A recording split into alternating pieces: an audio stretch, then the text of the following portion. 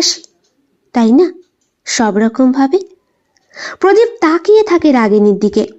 রাগিনীর চোখে ওর প্রতি আর সেই ভয় নেই, বরং এ কদিনেই রাগিনী নিজেকে মানিয়ে গুছিয়ে নিয়েছে। এটাও সম্ভব। প্রদীপ ভেবেছিল রাগিনী চিৎকার করবে, কান্না করবে, সকলকে জানাবে ওর আগের সম্পর্কের জন্য ওর স্বামী ওকে ঘৃণা করে, এটা বলবে। তা তো নয়, এটা পুরো বিপরীত জিনিস। খুব রাগ হয় প্রদীপের। রাগিনীর চুলের মুঠি ধরে নিজের ঠোঁটের কাছে নিয়ে আসে, বলে, দেখবি দেখবি কি করি। সে তুমি অনেক কিছুই করতে পারো, তোমার পুরুষত্ব ফলাতে পারো। আমার ওপরে তোমার সম্পূর্ণ অধিকার আছে, কারণ অগ্নি সাক্ষী করে 7 পাকে বাধা পড়ার সময় আর সিঁদুরদানের মুহূর্তে আমি মনে প্রাণে তোমাকে দেবতা হিসাবে পেয়েছি।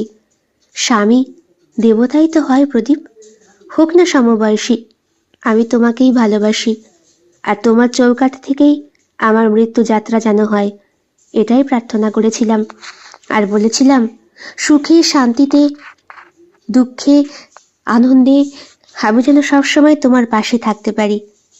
এইটাই আমার অগ্নিসাক্ষী, আর এটাই আমার সিঁদুরের জোর। তুমি আমার উপরে যতই অত্যাচার করো না কেন, ওই আদিকালের মেয়েগুলোর মতো আমি মুখ বুজে সহ্য করব, কারণ যতই হোক আমিও তো একটা নারী। প্রদীপের ভেতরটা মনে হয় কে যেন নাড়িয়ে দিয়ে গেল। চুলের মুঠি ছেড়ে রাগিনীর দিকে সে নিষ্পলক চেয়ে রইল। রাগিনীকে সে খুব ভালোবাসে, খুব। আর এতটাই ভালোবাসে যে এত বছরও অন্য কোনো মেয়েকে সেই স্থানে বসাতে পারেনি। সেই রাগিনীকে সিঁদুর পরে কি সুন্দর লাগছে। ইচ্ছে করছে ওর ঠোঁটের ওপরে নিজের অধিকার ফলাতে, ইচ্ছে করছে ওর তুলোর মতো নরম শরীরটাকে নিজের বুকে চেপে কোল বালিশের মতো শক্ত করে ধরে শুয়ে থাকতে, কিন্তু ইগো বাধা দিচ্ছে।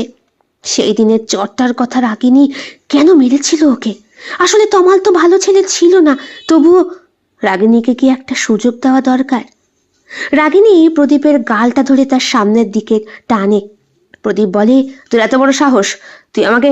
চুপ, এই গালে চড় মেরেছিলাম না? দেখি, এই গালটা আমার, এই মানুষটা আমার, যা কিছু সব আমার। তুমি আমার তো। প্রদীপ চুপ করে তাকিয়ে থাকে রাগিনীর চোখের দিকে। রাগিনী প্রদীপকে ছেড়ে মেঝেতে বিছানা করে শুয়ে পড়ে।